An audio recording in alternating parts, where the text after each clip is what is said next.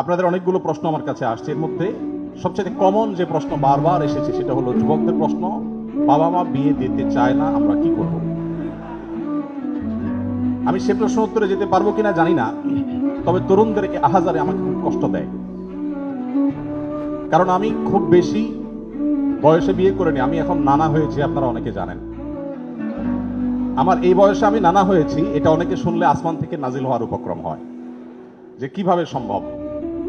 তো আমি বলি, আমি আমার সংসার জীবন গোছানো শেষ, আমি এবং আমার মিসেস সহ বাকি জীবন আরামের সাথে দেশ বিদেশ যদি ঘুরেও বেড়াই, আল্লাহ বিল্লাহ করে বাকি জীবন কাটিয়ে দিই, আমার কোনো টেনশন নাই, কারণ আমার সংসারের সব সেট আপ করা শেষ।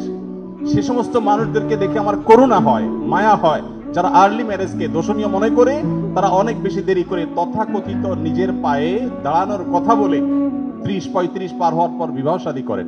এই মানুষগুলো তাদের ছেলে মেয়ে হইতে হইতে, প্রথম তো আবার ছেলে মেয়ে নেওয়া যাবে না, একটা লম্বা সময় এনজয় করতে হবে, 40-এর পর হয়ে যায় ছেলে মেয়ে হতে হতে।